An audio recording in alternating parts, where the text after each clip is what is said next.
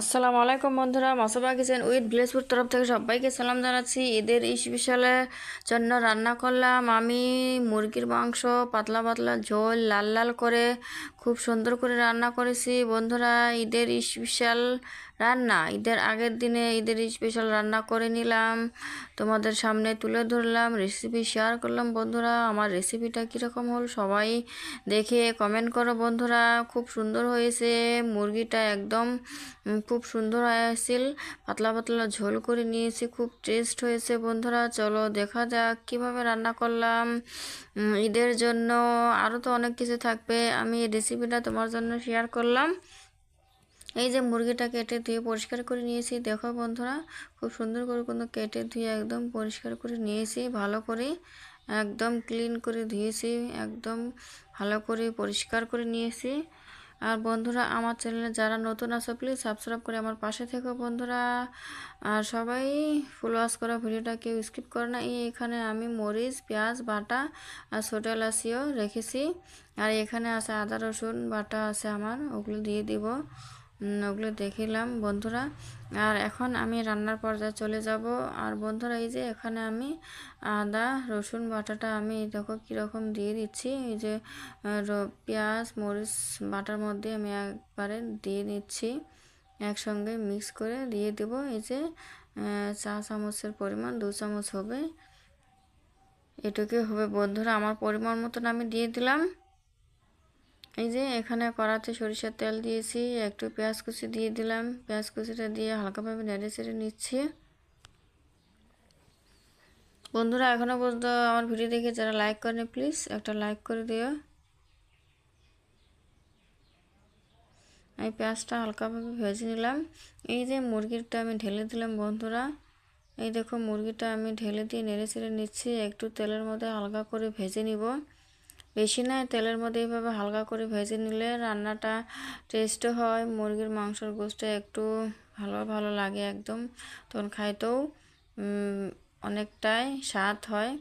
এভাবে রান্না করে নিলে বন্ধুরা, একদিন এক রকম করে রান্না করে সবাই একরকম করে না। এই যে এখানে আমি হলুদ গুঁড়ো, মশলার গুঁড়ো, কাশ্মীরি লঙ্কা, লবণ, তারপরে ফির এই যে আদা রসুন পেস্ট আর মরিচ বাটা একসঙ্গে দেওয়া সবগুলি এখন আমি ভালো করে নেড়ে চেড়ে নেব। সবগুলো ঢেলে ঢেলে দিয়েছি, অফ ক্যামেরায় তোমাদেরকে দেখিয়ে দিলাম কোনটা কি।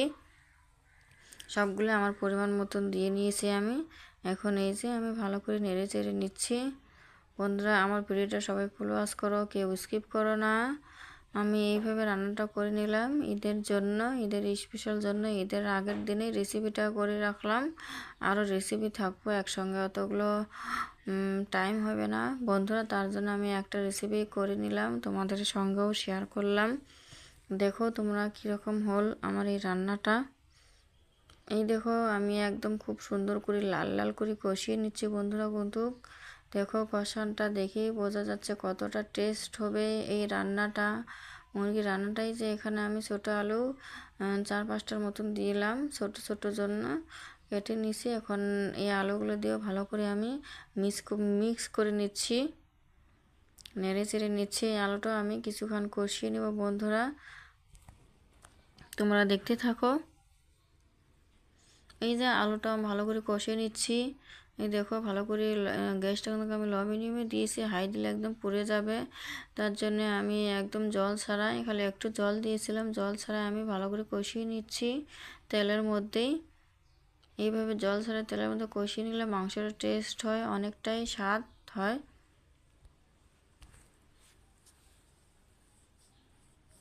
এই যে আমার কোনো মুরগির মাংসটা কষানো হয়ে গেছে, এখন আমি জলটা পরিমাণ মতো ঢেলে দিচ্ছি।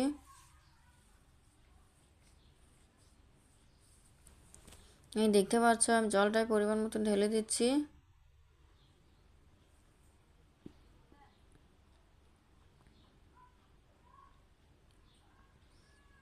জলটা একদম পরিমাণ মতন দিয়ে দিলাম। এখন জলটা আমার পরিমাণ মতোই আমি রেখে নিব, ঝোলটা কতখানি রাখা লাগে আর কি অতখানি আমি রেখে নিব। এই দেখো বন্ধুরা, হয়েছে একদম মুরগির মাংস পাতলা পাতলা ঝোল লাল লাল খুব টেস্ট হয়েছে, কিন্তু একদম ভুনা ভুনাও ভালো লাগে না, এরকম পাতলা পাতলা করে খাইলে বেশি ভালো হয়। মুরগির মাংসটা বেশি পাতলায় ঝোল করে খাইলে অনেকটা বন্ধুরা উপকারও হয়, স্বাস্থ্যের পক্ষেও ভালো, টেস্টও হয়।